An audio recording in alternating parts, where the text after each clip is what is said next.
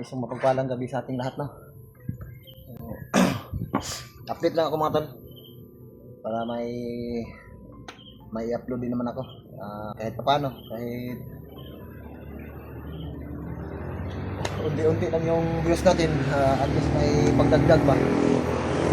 So, medyo maingay mga tol kasi malapit kasi ako sa daanan, no? Andito ako ngayon sa opisina ni engineer. Kasi ito yung dati kong kakilala na amo ko dati na pinagtrabahuan ko sa construction, no. Hinihintay ko pa si engineer mga tol kasi nung dumaan ako doon sa kanilang bahay ay nag-usap kami ng kanyang asawa at sabi ng kanyang asawa puntahan ko raw rito sa kanyang opisina.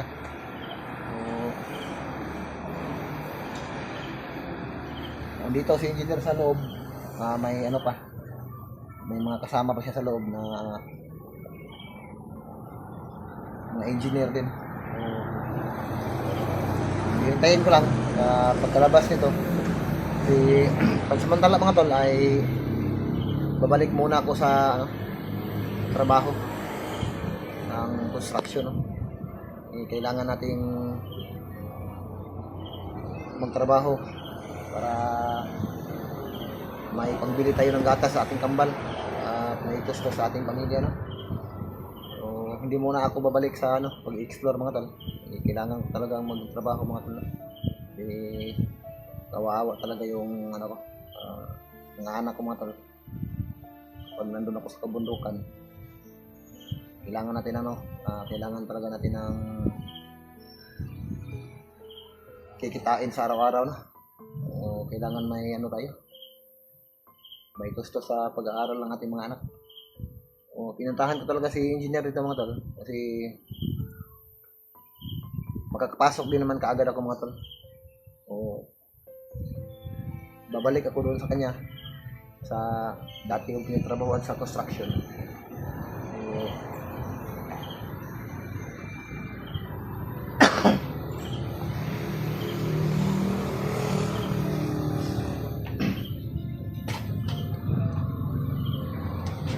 Kasi mga tol, ginabi talaga ako mga tol. Kanina pa ako rito, naghihintay ba? Bago lang dumating si engineer, may kasi may bisita kasi sa loob. Inantay ko na lang. Ang sadya ko talaga kay engineer mga tol, baka bukas o sa susunod na araw ay magtrabaho ako ulit sa kanya. Pero yun nga ay tatanggapin naman kaagad ako ng engineer mga tol na para makapasok doon sa trabaho na dati ng construction. So, ang sadya ko talaga kay engineer ngayon, muna ako ngayon mga tol ba, para may magamit ako sa mga estudyante bukas. Walang-wala talaga mga tol. Kailangan ko munang mag-CE. So, pinaantay lang ako ng engineer. Kaya maya, na sila. Matapos na yung na doon sa loob. Nag-CE kasi ako kay engineer mga tol. Hinihintay ko lang para may pagbili tayo ng ulam at bigas bukas para sa mga estudyante. Ito yung maganda sa dati kong amo na si engineer. Dahil hindi pa ako nakapagsimula ng trabaho. Kung kailangan ko talaga ng pera, gusto kong mag-CE, ay magbigay naman kaagad si engineer sa akin mga tol. Pero yun nga lang, hindi naman gaanong kalakihan kasi kunti lang kasi yung sahod natin sa construction. Buti na lang mga tol na i-promote ako ng engineer kasi dati nung nag-labor, nung pagpasok ko pa lang labor ako sa pag-construct, no. So nakita ni engineer yung pagtatrabaho ko, yung mga paggawa ko. Nakita ni engineer na medyo may alam din ako, kaya ginawa niya akong skill, no? Dati labor lang kasi mga tol, no? Yun nga lang, hindi naman gaanong kalakihan yung sahod dito, hindi katulad doon sa Manila. Kasi yung Manila rate kasi medyo malaki-laki yung sahod na doon. Pero iba dito sa Mindanao mga tol, no? Eh, baba yung sahod dito sa Mindanao sa construction. Buong akala kasi ng iba na kapag construction malaki yung sahod. Hindi naman lahat. Maliban na lang siguro kung pakyawan, yung malaki-laki din kikitain, pero kapag arawan lang, ang skill namin dito ay 500 lang, no? Per day. So, okay na rin yun kaysa wala. So hindi naman gaanong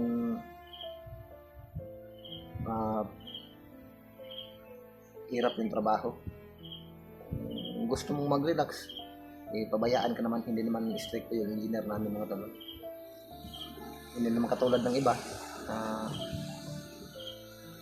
ano talaga, halos isang minuto hindi ka makapagpahinga, trabaho talaga.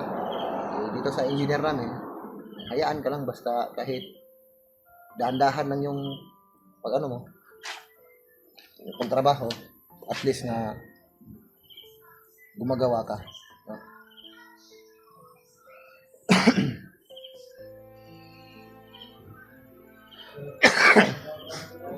Baka sa Martes baka makapagsimula na ako mga tol sa pagtatrabaho, kasi gusto sana ni engineer mga tol na bukas ay magsimula na ako kaagad, no? O yun, nakiusap ako sa kanya kasi kaarawan kasi ng asawa ko bukas mga tol, no? Kailangan nandun ako. Nagpaalam ko na kay engineer na kaarawan ng misis ko bukas, kaya pinapasihi ako ni engineer, no?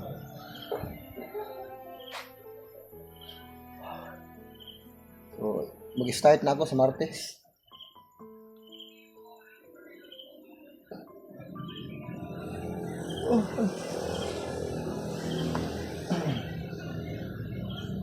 Kailangan talaga natin yung ano nga to, magtrabaho muna para makaipon tayo ng pangkonsumo nila, mga anak natin na nag-aaral.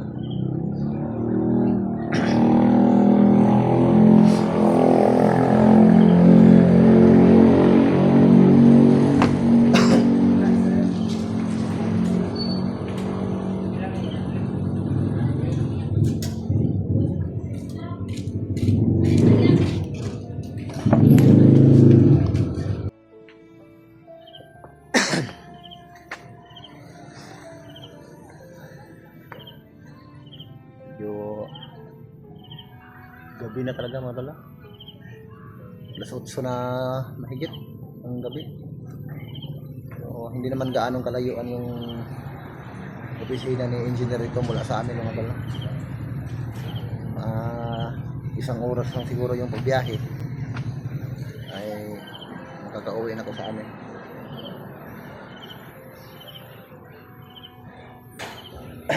Kailangan talaga nating magtiis mga tol, maghintay talaga tayo. Mahirap naman kung uuwi tayo, hindi natin makuha yung CE natin, wala tayong magamit para bukas.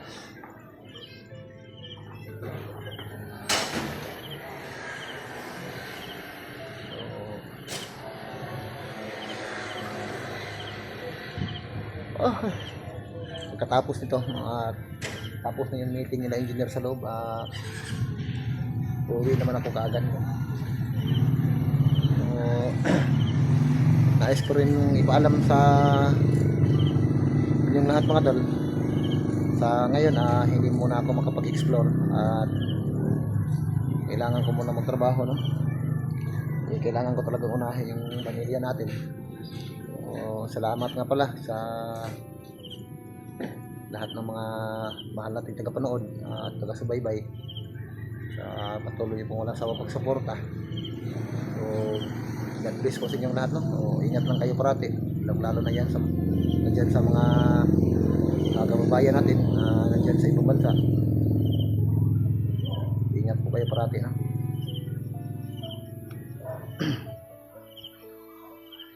So, gumawa lang ako ng video ngayon mga tol para nais ko rin ipaalam sa inyo, lalong-lalong sa aking mga kasamahan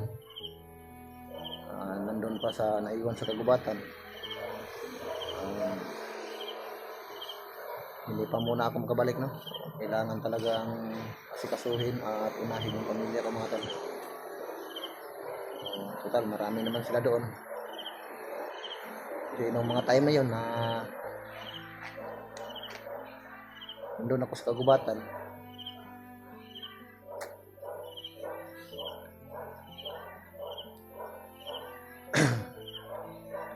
kawawa yung ano ko, asawa ko.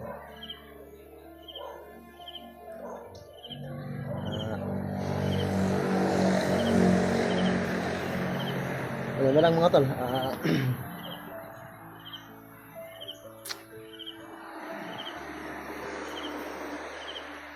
Yung araw at oras na lang, yung panahon na lang yung magde-decide, no? Ano natin? Hindi kasi natin alam yung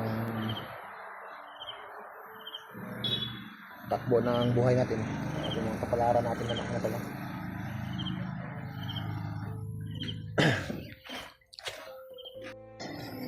So, andito na ako ngayon sa ako mga tol. Daanan, pauwi na ako. Antay na ako ng sasakyan.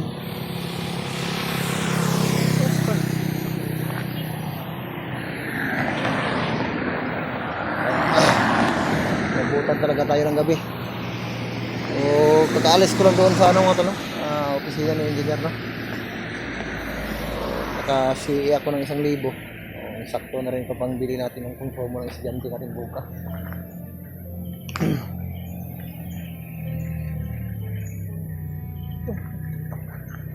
Nag-aantay ako ng bus mga tol. Sa daanan ako ngayon.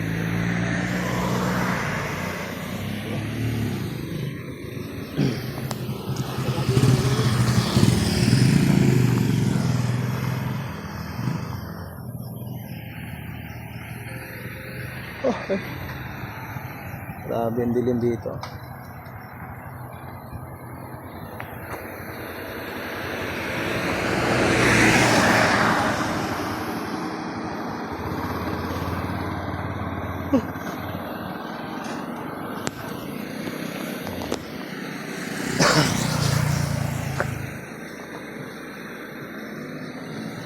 Mahirap yung sasakyan dito mga tol. Hintay ako ng bus para makasakay ako mga tol. Pauwi na kasi ako. Binabutan talaga ng gabi.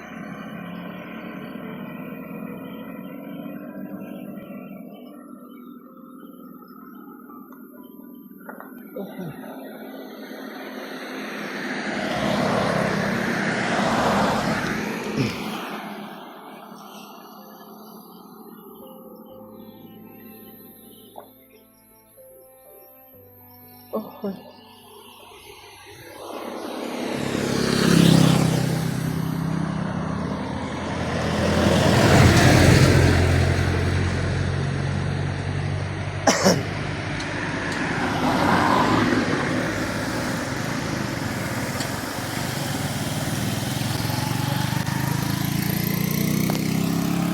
Grabe, hanggang ngayon wala pa rin ano.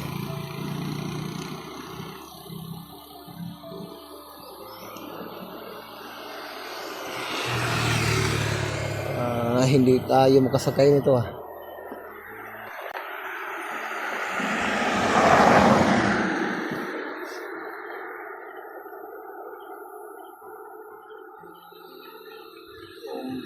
Maaga pa naman.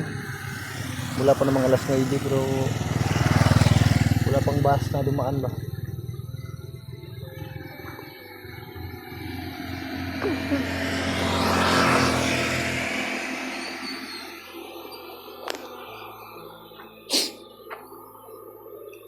Pag may bus na mula doon mga tol, makasakay ako. Doon kasi amin papunta mga tol. Layo.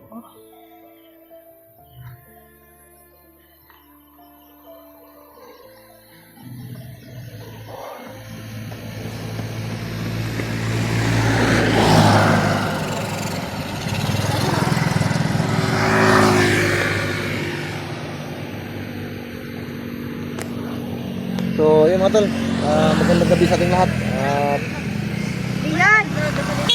God bless.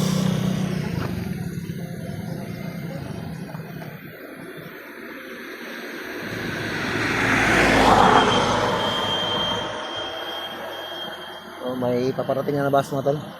So, ingat kayo mga tol. Bye-bye.